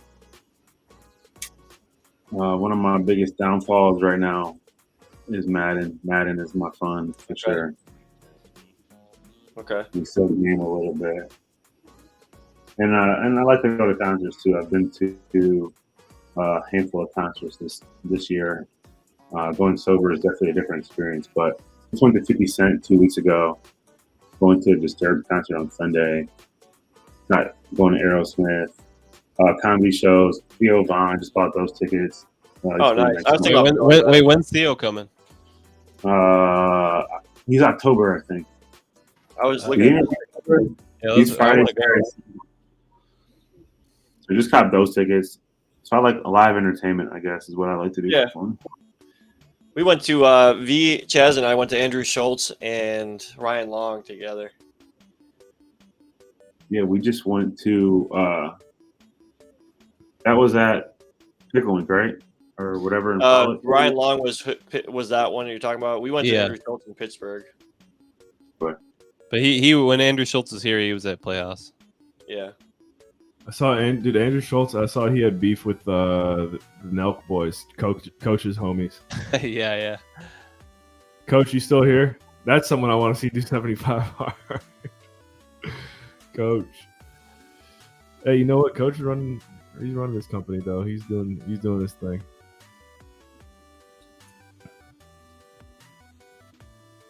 Theo Von. There was somebody else that was coming to Cleveland that I wanted to see. I can't remember now though. Who was it?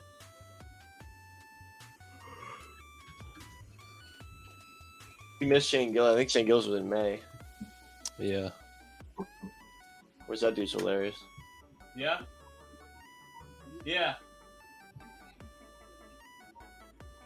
That's okay, man. What happened? Hey, the driver. What'd he say? He just said he just got the order. I don't know what it is. We always don't know what it is. He's probably like making up for it being cold or something. Yeah, that's what he's saying. You guys gonna go see what you got? Let me You laughed it. Oh, because now Shango's going to Ireland, so we're missing that. Just gonna go to Ireland to watch him.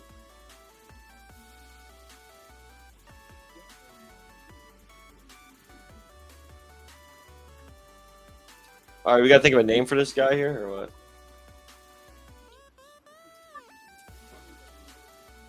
Yeah, we need All right, let's get a name for our chef. Name Chef Dub.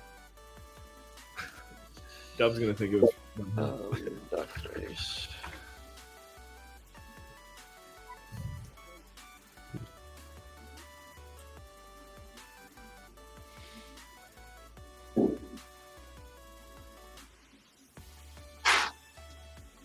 So you say chef? Yeah, Living a Conundrum's ready to go. Where's he at? I wonder. Yeah, I'm ready for the rapid fire conundrum. Let's do it. Sorry, we've been delaying this. We've been having good conversations here. Let's hear them. Chef GooRD. That's okay.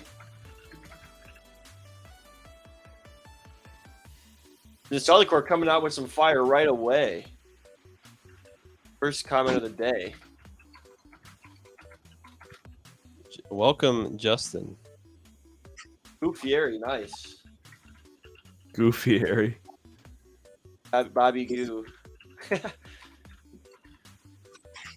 some good chef names. Iron Goo. Rat the Gooey.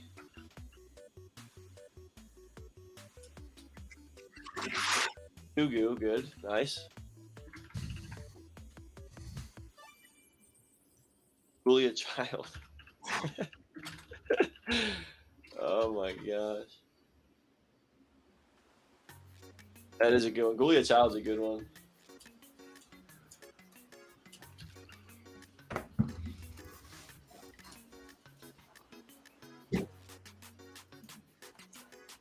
Yeah, this doesn't have to be a boy.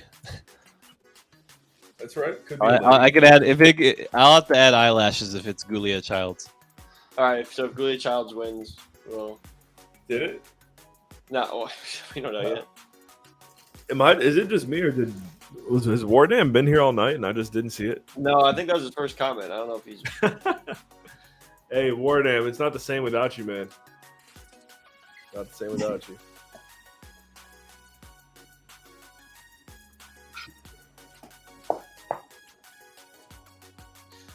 These are some good ones. All right, let's just get the duck race in there then. Please share my screen.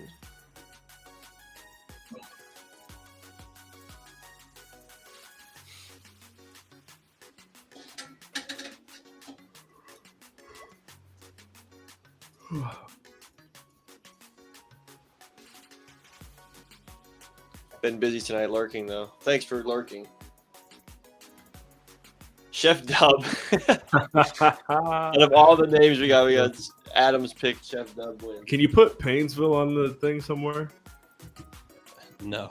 Nah. Chef Dub wins. So CW got your. What you eating right now? Eggs, man. Let's go. Nice. What you guys get on DoorDash or Uber Eats? What kind of eggs? I don't know yet. I've I've been working on this. Keith's got to go get it. Oh shit. Would you ask Adam? So what kind of eggs? Scrambled, hard boiled, sunny side, 75 hard boiled. That's part of it. You have to eat 75 hard boiled eggs. One a day, boy. Come on, man. It's my hack right here. Sam's Club. Egg bites. Oh, those are. You know what? 17 grams of protein.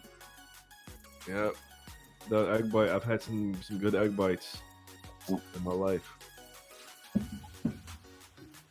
Adam, how much do you weigh? About 195. I wish. I don't know.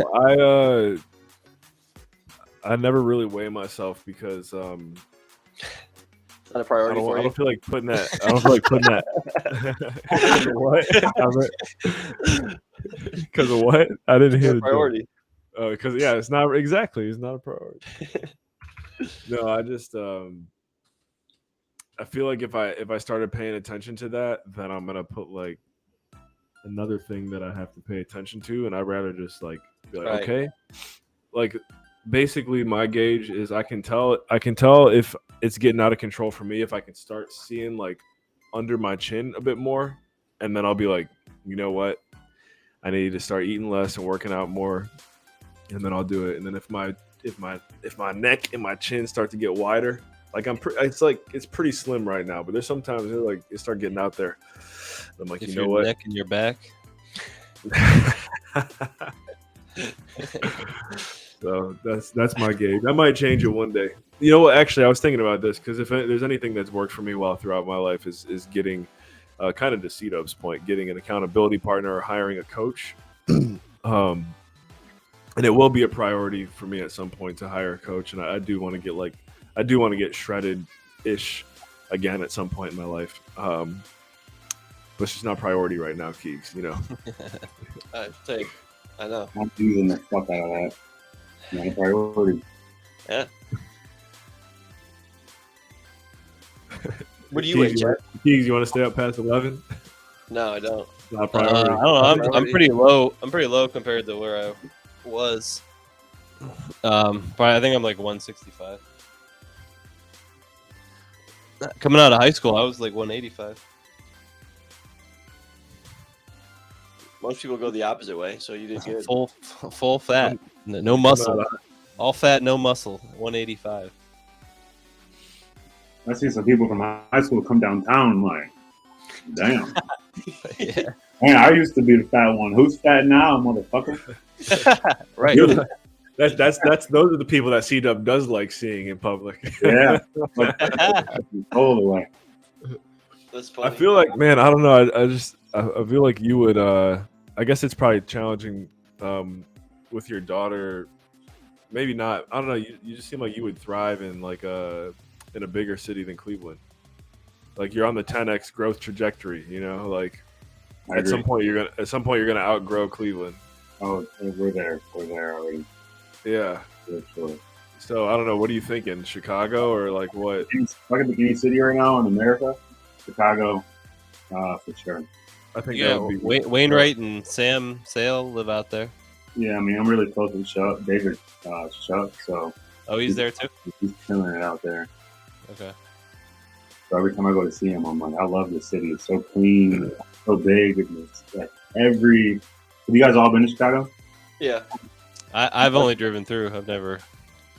There's something about like to your like what you were saying about how and Chetty and Keegs are definitely an exception of this, but like there's a reason why small towns stay small, and there's a reason why big cities become big cities, and like the energy kind of flocks to them. And obviously, you're gonna get crap everywhere you go, but to me, it seems like that would be the most logical next step for you. Either that or New York, but Chicago's a little bit more. I think, especially with your daughter, just makes more sense, and it's the third biggest. Like you can't get much more grand than that, you know. Yeah, I think the thing about big cities is you get like the best of the best. So if you want to be somebody, it's easy to be a big fish in a little pond. Right. It's hard to be a big fish, in, you know. Exactly. So you get the best of the best, and you got to like bring it or. Yep. And that is personally one thing that I definitely am looking forward to. One of the few, but I mean, at the end of the day, it's going to be good because of family. I just love Florida and everything Florida's about, as you know, especially how Florida handled 2020 and 2021. I feel like you just can't get much better than that. But Toronto is like, as far as North America is concerned, same size city as Chicago, New York, LA. Like, it'll be good to be in that region, you know. So. Question. So I have been getting out of Ohio has been on my mind. one of the main like things that's been on my mind is just the sun, like seasonal depression, the winters, the cold. So speaking like from firsthand experience, like how do you think that's gonna affect your mental? Like going from Florida and moving back up north to like experience that again, and what were the benefits of moving from here and like getting and going in hot areas? Like I feel like I would just be fucking juiced up like all year round. I mean, it'll be tough. I mean, I've for the past year I've been very happy and proud to say that I live in the sunshine state, and I do think that access to sun does help people. So I know like the sun probably would help, but I also hear people say like you kind of get more lethargic down there. Yeah, because you don't want to go outside. You want you want to relax. I mean, it's like all nice where you got the winter. Ready for my take? Around here, you take advantage of the summer. You gotta enjoy every season. You gotta take the beauty out of every season. So in the winter, when you're feeling down, you still go outside. Like you 75 hard, you were outside in December. You got to go outside and you still enjoy what life brings you at that time, because you have winter, but then spring comes and then summer comes. So you have these things that you can look forward to, but you have to enjoy where you are at that time. And I think that's, if you don't do that, then you're gonna hate winter in Cleveland or Toronto. You have to just.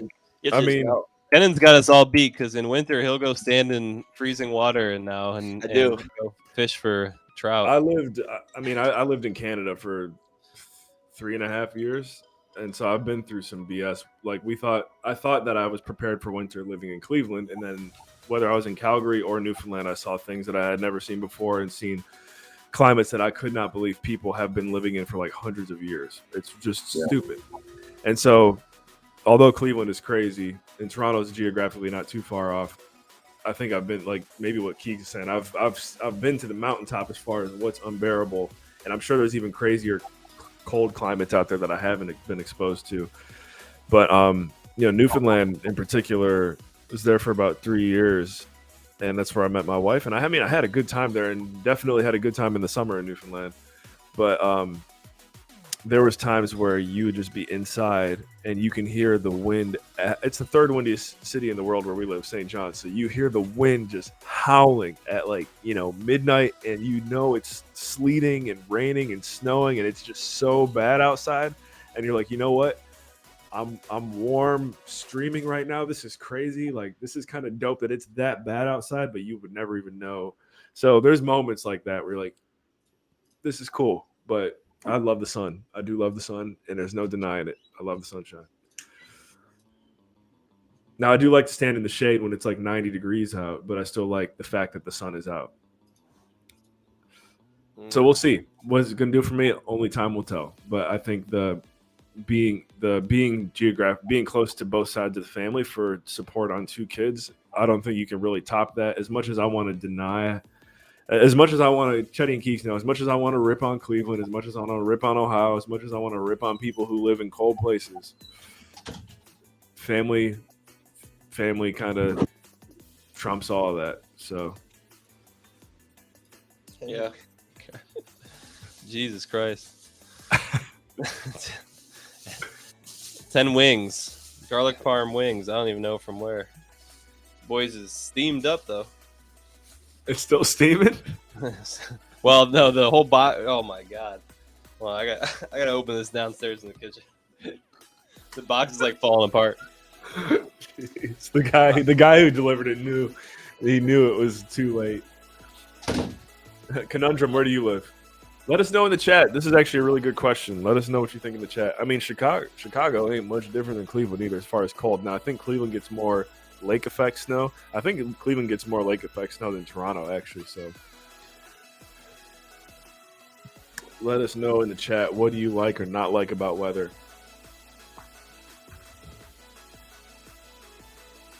I did a podcast episode, C-Dub, basically saying like, this is before we knew we had another baby on the way. I was like, I just don't understand how people could choose to live somewhere where it's cold. I was like, I will never live somewhere where it's cold in my life ever again unless I want to. And then like 3 months later, boom. Yeah. I was listening to, I think, Andrew Huberman, like talking about like vitamin D deficiency and like how that can like lead to like seasonal depression, and like in how certain parts of the world it's like virtually not a thing. Like, yeah, you can make the best of it for sure, but there's a certain like mind fuck when it's 6 p.m. and it's already dark, and you're just like, damn, like I'm fucking tired, or like I don't, the motivation just can go down. You gotta like be a tough motherfucker to get through that shit. Yep. Well, jumping back in with you boys. I'm coming right back for the snow too. We had a 1-year lease here in Florida, and December 1st is technically the beginning of it. So it is what it is. Now, I do think that we will do well enough as a family moving forward, where if we want to go somewhere warm for like even a month, and I just work remote or whatever. Right. Now, logistically, how does that work? I mean, moving with the kids or with one child, you like hiring a company to move all your stuff and selling stuff and then moving. We don't want to do it, but we're just gonna sell everything, and we're just gonna start from scratch. And like this is the one move where we're pretty confident. I know we were confident when we moved to Tampa. I ain't gonna lie, but like we're pretty confident with this one. Like, roots in the ground at least till the kids are like school age, and then if we're gonna do anything like wild, they've had a solid upbringing where home is home and it's home. So because of that, I might be up near you guys soon, because I'm going to do some recon missions to Toronto to make sure. Like before, we kind of just wing it where we were going to at least get started, like as far as a lease. But this one, we want to like actually physically go there and check it, or at least I will. I think Nikki will probably stay here with the kids. So yeah, it's different. It's different when you're moving the family, Yeah, it's going to do a lot. So I mean, even like, I'm sure you're going to keep some things like clothes and stuff, ship that stuff. But can't even. We have no problem with donating. That's what we did coming down here. It seems a little bit crazy, I think, to some people, just to like give a lot of stuff away or maybe sell it. But we've just found that, like, actually, there's a bunch of stuff that we got when we came here that we didn't realize would suck to have when you have kids. Like the coffee, we're gonna get a new coffee table. Might not even get a coffee table, because that's just, you just have to like, baby's always reaching and grabbing stuff, and then like we're gonna mount the TV on the wall instead of get a TV stand, because he's always putting his hands on the TV. Like things that we didn't think about, where now it's like, all right, we can like toddler proof our house consciously. Right. Yeah, you got it. Well, you're close enough that you could pay for a Chetty renovation to come up and. Hey, you know what? There's some perks, and there's a lot of homies in Cleveland that can babysit, that my wife would trust. There's homies that my wife and I would trust more than my own parents. I'm not gonna lie. And Chetty and Keys, I know that you feel me on that one. Yeah, but don't ask me though. No, not you. Chetty and Nora can watch Micah. Maybe not right here. There he is. There you go. Little baby sleeping. Hey, I'll tell you what, he prioritizes sleep though. Hey, you know what? He's done good 75 hard on his sleep. Wow, Zate's just going right for the jugular. Screw Cleveland and Ohio. Hey, Zate's never been afraid. Dang. Yeah. Living a conundrum is in Seattle, huh? But yeah, C-Dub, I am going to be hitting up your doctor, because it's for to be able to work with someone who's on my page is worth a 3-hour drive for the kids. Now we might find someone up there. We probably will, but no, for sure. I told my wife about your guy. Yeah, it's reassuring to go in there and not have to like have a debate every time I'm trying to get something done. I was say another thing about taller guys not living as long. I have a stem cell connection in Mexico. I went and got it. actually about a year ago on my right Achilles, which was partially torn, which is completely it's better than my left one now, no lie. So I will be, as far as I can see now, like a stem cell believer for the rest of my life, and I think that it could easily take me into the hundreds if I wanted it to. So whenever you're ready to fly to Puerto Vallarta, let me know. I'll get you connected. I got to do some research on that. I'm not educated on that. Yeah. You can't do it in the U.S. That you can only do like thousands at a time. In Mexico, you can literally do like millions at a time. Like there's no rules in Mexico, which is there is some rules. And the guy that I roll with is legit. There's obviously stigmas about like where people get them from, but these are, let's say, ethically sourced.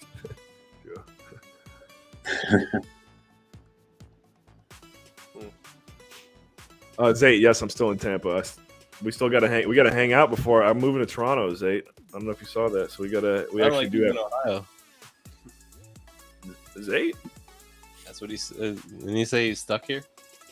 Oh, is he? Oh, that's right. I forgot he did go up to Ohio. He's up in Ohio? He said, "Hey, I'm stuck here." He's probably in like Youngstown or something.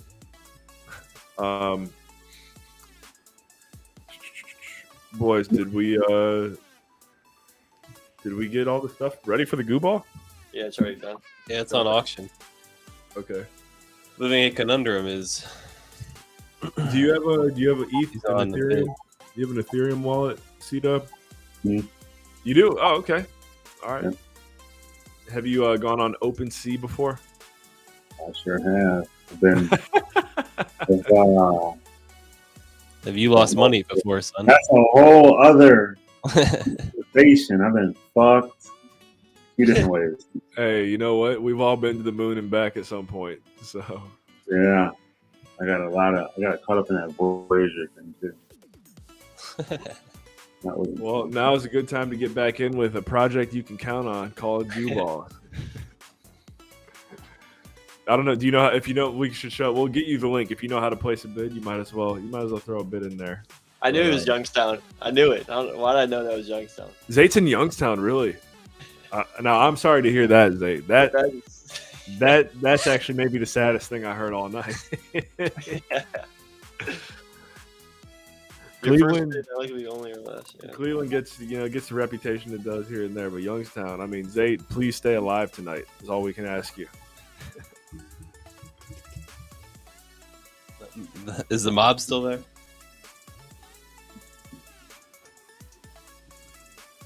But I tell you, Mom. So you said your main focus right now, Chris, is building up your Instagram following. Just staying consistent with it to try to do that. Yeah. I think my lifting part before I can. I mean, guy is. Did you land any? I'm sorry. Go ahead. I said I think my partner. Honestly, I think my partner will blow up before me. The guy that I think was freaking nature is 22, 6'7", like yoked, and we're starting to lift heavy weights. So he got a few poppers on his TikTok that went viral. So I'm with him, posting content with him. Yeah. Well, hopefully one of us goes. Power in numbers, so we'll see. Exactly, just ride the wave. I mean that. If one of you goes, probably the other is going to go with him.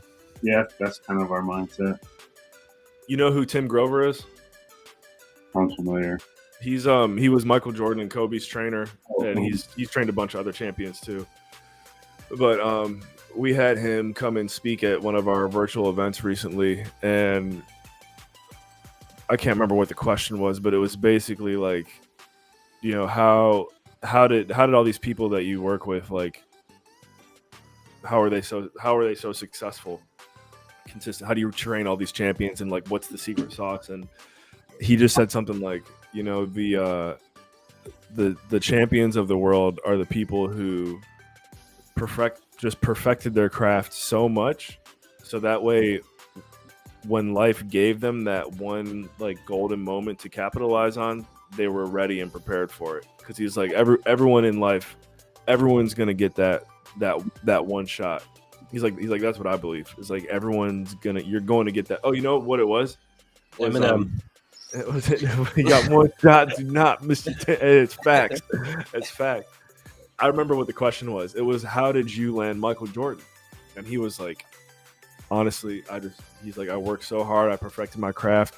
And he's like, I didn't deserve to work with him at all, but I got a chance to like train with him and work with him. And it clicked, and he was ready for that moment to take on MJ as a client, and it changed the rest of his life. He's the guy who trained MJ. So I can tell whatever your moment is, like, you are definitely preparing for it. And it's going to be fun to watch. So appreciate that. I'm trying. Keep it rolling. And the same goes for the Goo Crew. We're out. Hey, you guys, everyone here in the chat, we out here grinding every Monday, putting in that work. Yeah, one day, it's that time to stop. Actually, so Keegs is ready for it. Yeah, but yeah, make sure. Keegs' priority is sleep. Yep, like Micah. That's right. Keegs and Micah get along. Make sure you guys follow C-Dub on the gram. Don't want to forget that one. There's his link. Go follow him. Keegs, Chetty, C-Dub. How you want? I guess Keegs and Chetty. You want to give him a proper outro? Excited to see what's coming next. Huge changes from 10 years ago, honestly. That's what I gotta say. Well, yeah, we like the. I think honestly, a lot of the people we hang out with that came out of Painesville, I think have been doing pretty well for themselves. So I'm happy to see it. I think we had a good crew that we were hanging out with. You could tell we all had similar mindsets and it's paying off. How's Bam doing? that's the one. That's the one. I didn't mean. I will see you next week, Goo Crew. I appreciate you guys having me on. Yeah, thanks for coming, Chris. Thanks for coming, man. Thanks for and we will we'll stay in touch. And we'll see you up actually. Right now, actually, don't go anywhere. We're gonna end the stream and raid over, but then we're gonna chat for like 2 seconds about the $1 million food truck for Chetty and Keegs. For sure. All right, Goo Crew. We'll see you next week. Just gotta go for 4 more seconds. Hold on. Like we said, all right, Goo